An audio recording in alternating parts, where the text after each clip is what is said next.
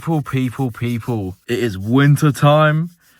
Cold. It is cold outside. I've not seen you guys for so long. I haven't recorded a video for absolutely months, but we are back, and we are back in style. Now, this video is just going to be a little introduction to what has been going on in the past almost year and why exactly I'm sitting in this car right now, and you're probably thinking, what the fuck is going on? Oh man, it's been crazy. It's been crazy times recently. Yes, I sold the ISF. I sold it quite a while back. It's currently the 7th of August 2025. I sold my ISF back in, what was it, the 30th of October 2024 last year, and there's been a whole bunch of stuff going on since then. So yeah, let's just put the keys in and we'll fire this beast up. And this is my new fun car. This, ladies and gentlemen, is the 2007 350Z HR engine.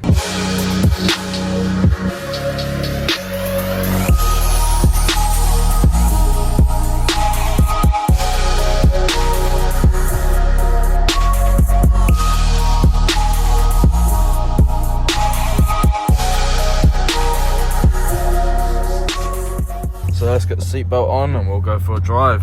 So we'll come all the way over to the right here because this car does scrape ever so slightly. Ooh, tiny bit. Now this car is fairly low. Obviously the conditions aren't great today, but I really wanted to record today and I did get home from work a bit earlier, so I thought I'd grab the opportunity. There you go. Now what has been going on? So as I recorded my last video, that was me in the ISF just before I sold the car. Now I listed the ISF up for sale on the market in October, and I'd say within about a week the car actually sold. I actually made a bit of profit on that car. Damn, I'm really rusty at this YouTube stuff now. You just really need to get into the flow of things when you're recording videos, and this is I just have to get used to it again, you know? Now the reason I sold it, now I believe I talked about it in my previous video, about how I really wanted to sell the ISF and get something else. Now I didn't tell you guys what I was planning on buying. Truth is, I didn't even know myself what I wanted at that point. I was really looking into getting something like an M car. Ah, shit, here's a bump. Don't scrape, don't scrape. Oh, my exhaust scraped. Yeah, so I was looking at getting into an M car. That's what I really wanted to at the time. But as that thought kept coming around and I kept looking at the market, you know, I didn't end up finding anything I actually wanted and anything I was genuinely willing to pay for. My criteria was just not being met.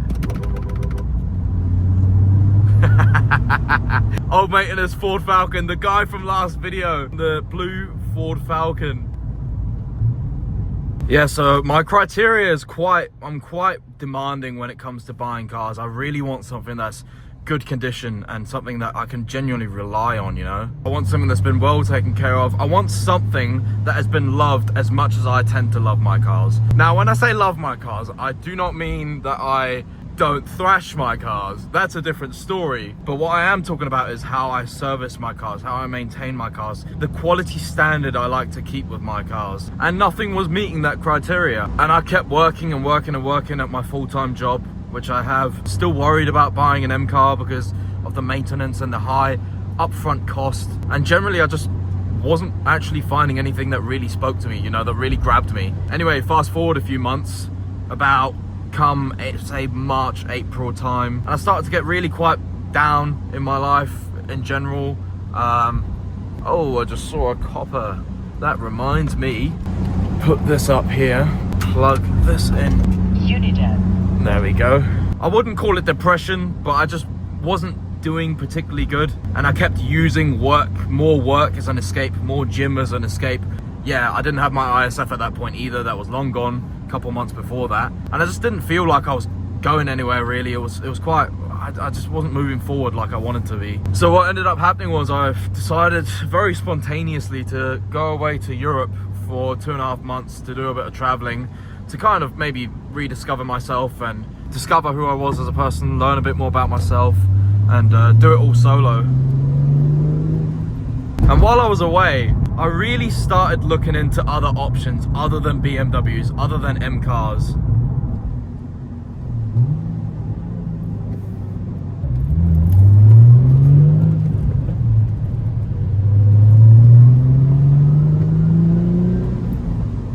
started to look around. I started to look at the Japanese market. What do we have here? Because I live in New Zealand, as most of you probably know, and we do have a lot of Japanese cars around. Japanese cars is our general thing here. So I started to look into the Japanese stuff, and I came across a car that I used to hate. A lineage of cars that I just used to, not hate maybe, but dislike for sure. I had always disliked the Z lineage because of what it kind of stood for here in New Zealand, at least. Hold on, I'm getting distracted.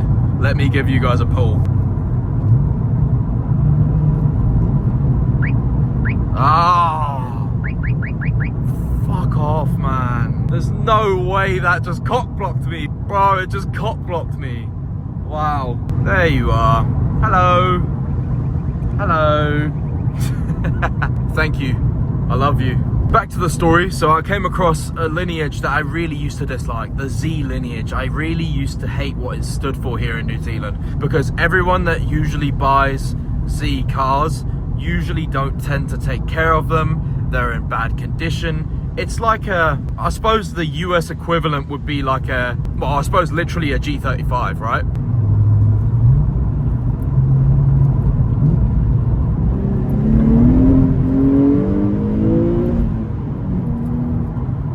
So the 350Zs in New Zealand are kind of the equivalent of what a G35 looks like, or is socially accepted as in the States, which is quite ironic because they're basically almost the same car. Most young guys, enthusiasts like myself, tend to buy these cars and just really not take care of them, really kind of rip them apart, do shitty modifications, shit that makes you look at it and go, what the fuck are you doing? They put exhausts on that sound like trumpets. If you know anything about this car, it has a 3.5 litre V6 up front. From the factory, the engine came with unequal length headers. It created quite a unbalanced, you know, exhaust scavenging, unbalanced exhaust tone, and therefore when people do muffler deletes on these, and especially resonator deletes, it just makes the exhaust sound like absolute shit. And that's what I really hated about these cars, or maybe not even the cars, but particularly the owners as well. But I started looking into them while I was away traveling in Europe. While I was having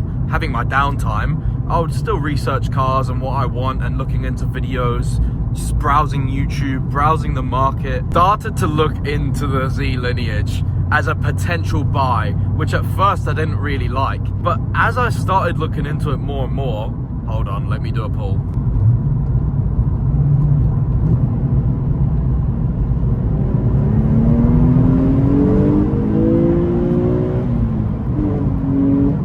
Oh man, this car! I love this thing. It's so good, man.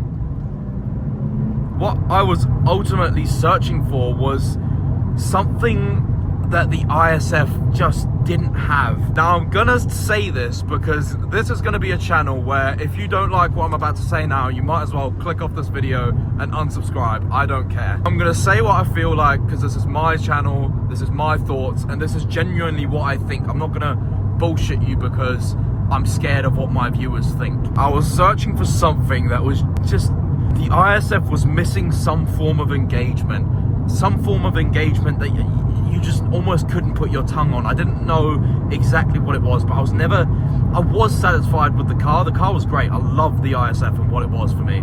But it just came a point where I was like, I'm missing something. This car, when I go hammer it, doesn't necessarily put a smile on my face anymore. And that was a problem. This is what I buy cars for, because we love them, because they actually put a smile on our face. So I tried to put my finger on what was it I was genuinely missing in the ISF, and it took me a long fucking time to realize, to be honest. And there was a couple main things that I'm going to point out now after I perform a few downshifts.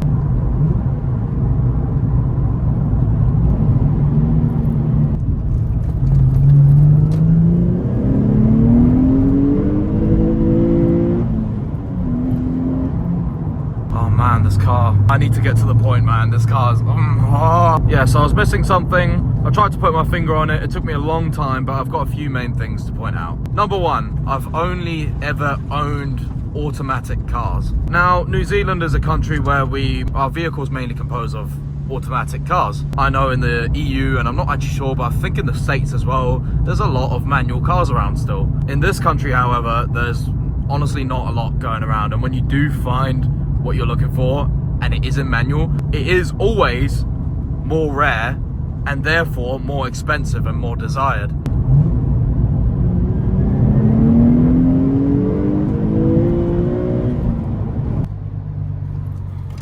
So let me quickly show you what we are working with. 6-speed manual transmission.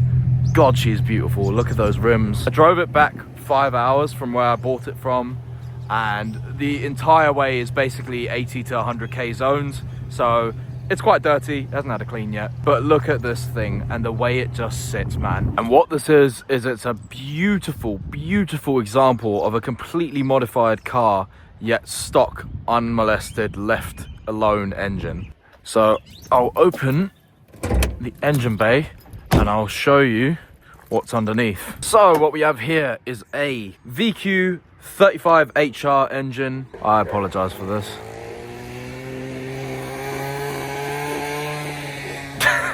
Fucking hell. So it has 145,000 kilometers, and I'll just run you through some modifications it has now. So the car is sat on Tein Coilovers. It has some beautiful, absolutely stunning Rota MXR wheels, which are sat on some 235 tires on the front, and at the rear we have 18-inch 275 35 18s on the rear. And as you can see as well, as you may have already noticed if you know anything about Z's, this has the factory gold Brembo brakes, which means this is actually a track edition, meaning that a base 350Z has normal Nissan brakes and it has no limited slip diff. It's an open diff at the back. The track edition, however, received the 4-pop Brembo brakes at the front. I believe it's 2-pop Brembo brakes at the rear, and it also received a VLSD, which is a viscous limited slip diff at the rear. And what that creates for is an absolutely stunning drive, obviously made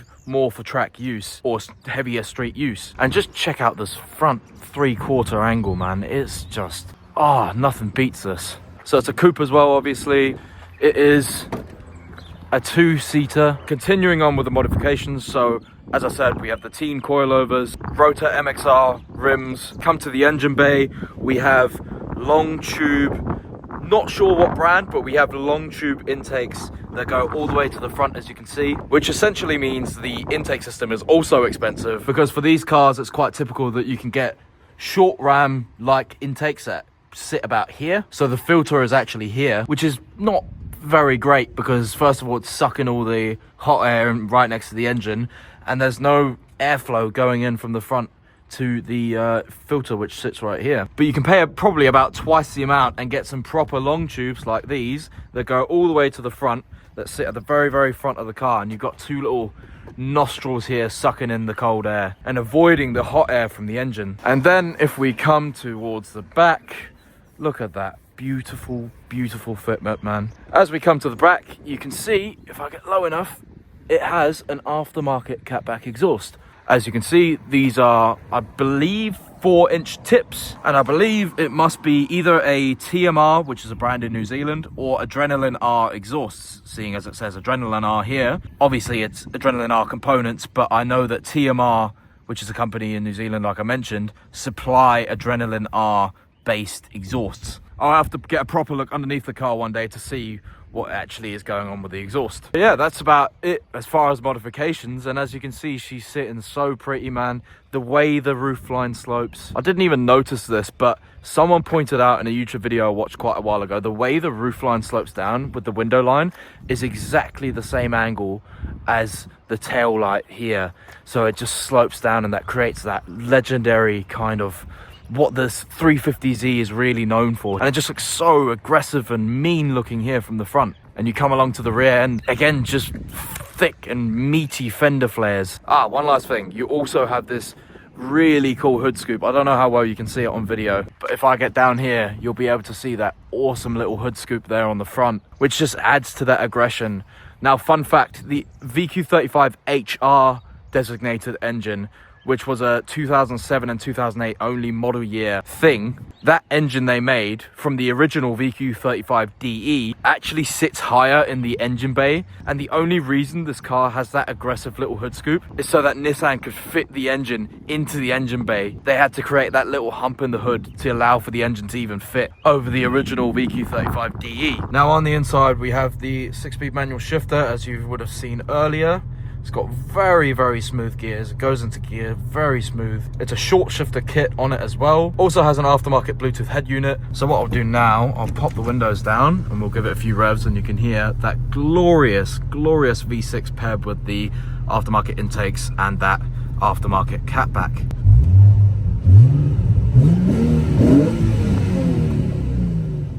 So let's go for a drive again.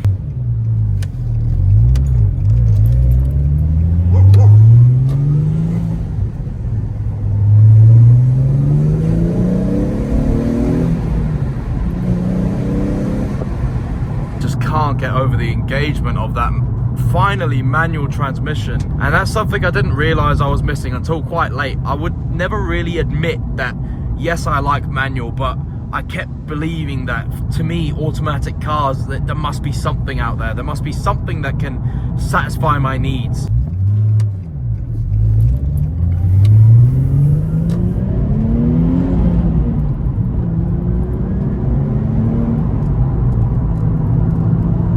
I just found that I just couldn't really, clicking a paddle just wasn't doing it for me. Now this is personal preference at the end of the day. I would like to say that objectively manual is more fun, but some people out there genuinely do prefer automatics because they can both daily drive them and they can have a bit of fun. In my case, however, I've got a daily driver already. I've got a little $3,000 daily driver, which is automatic. So therefore, I do not need an automatic in my fun car. So why should I go out of my way to get an automatic in my fun car when I can go for maximum engagement, which objectively, this is objectively a manual transmission. You cannot argue and say a manual transmission isn't more engaging, because you are literally doing more with your hands and with your feet.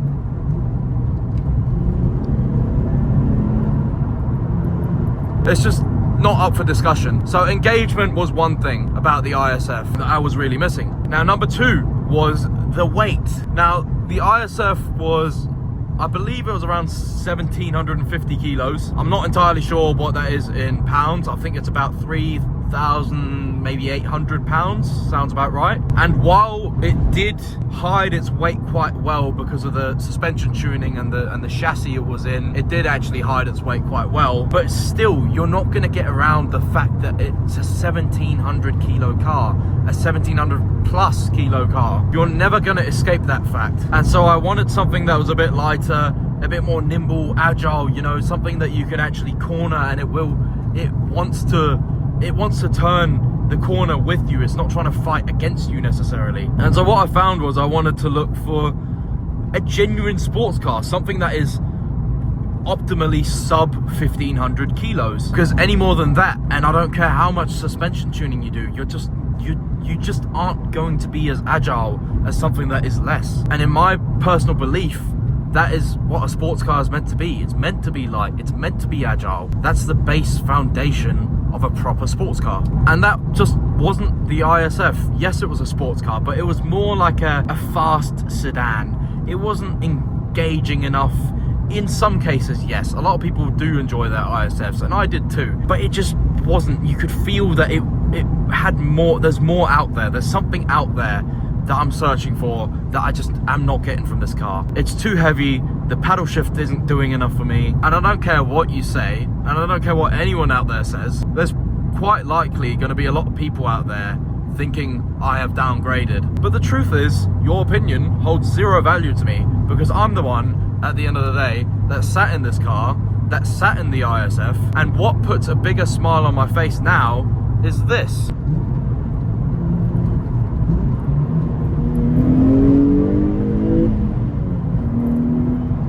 That is just so much more fun. Actually rowing through the gears yourself, having a third pedal to play with, being engaged, moving more parts. The handling is so direct. the hydraulic steering versus the ISF's electric power steering. It genuinely sounds like I'm trying to shit on the ISF here, but I'm not. I actually do like that car, and it is a good car. It's just not for me. I understand that you may like a certain car, but I also kind of hope that at the end of the day, you're here for what I produce and how I organize my YouTube videos, because you like my videos. This is a car channel, not an ISF channel. At the end of the day, I love this car. It's treated me so well. I picked it up on Sunday, so I've had this car for about 4 days now. I love how this car handles. It's so direct. You get more feeling through the steering. You get more mechanical noises from the transmission, from the diff. You get more vibrations. It's more of a tin can feeling car, but not in a bad way. In a way that, again, I believe sports cars should always be about. A sports car, at the end of the day, should be about feeling, not about speed. And I also happen to live in a country where, look how beautiful it is. Look at the mountains over there. Ignore the shit weather. In a country where it's not about straight roads, we hardly have any straight roads, but what we do have is beautiful, absolutely stunning, oh shit, what we do have is absolutely scenic, stunning, twisting, just beautifully rotating back roads. And that is what cars like this are built for. Enjoying those with a third pedal, with a manual shifter. So we'll test out the handling here. Oof. This is actually my first time driving this car in the wet, so I don't actually know how this performs. I know it's got Bridgestone Potenza tires, which are kind of summer tires, so these are not going to be great in the wet anyway. I know that. I used to have Bridgestone Potenzas on my ISF, but this car is a bit different. When you push its limits, I can feel it's, yeah, in the wet, it's not super happy. But based on what I just experienced on that roundabout, I would say this car does feel like it would kick out pretty easily. So yeah, this is probably about the end of the video. I hope you understand my reasoning for selling the ISF and for moving on to something like this. Most people might call this a downgrade. I call it an upgrade, because for me, cars is not about speed. I don't care that I've gone from a V8 to a V6. I don't care that I've gone from 420 horsepower to 300 in this. I don't care that I've lost a boatload of torque. This car is quick enough for the street, but what it also has is engagement. What it also has is feeling, is agility, is a legendary status, a legendary aftermarket platform to build on. And I'm honestly very happy with this thing. I see it sitting in my driveway when I come home from work, and I just, I get that craving. I look at it and I just reminisce about how I drove it last night, and then I can't help myself but go and drive it again. Downshift. Nice. Turn into the corner.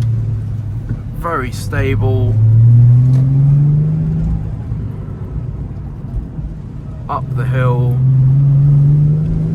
Shift to third. Nice. Downshift to second, because we've got horrendous bumps here. I hope you guys enjoyed. I hope you guys understand where I'm coming from, and I hope most of you out there stay and just enjoy my content for what it is. I hope you like to see me, as much as I like to see me, enjoying cars and just talking about cars and ripping them around and servicing them, maintaining them, keeping them in beautiful condition, and enjoying sports cars for what they really are. And if you are new around here, be sure to subscribe, hit the like button if you enjoyed this video, and I hope you're ready for some new content to come out, because we are so back. This is the new car. Oh, my exhaust just scraped. I've been missing making content. I see a couple friends around me making content on their YouTube channels, on their TikToks, on their Instagrams, you know, doing stuff they really love, and I just feel like I've been missing out. So I'm really, really happy to be back. Be prepared for more content coming. I can't wait to get back on the YouTube. I hope you guys are just as excited as I am, and I'll see you in the next one.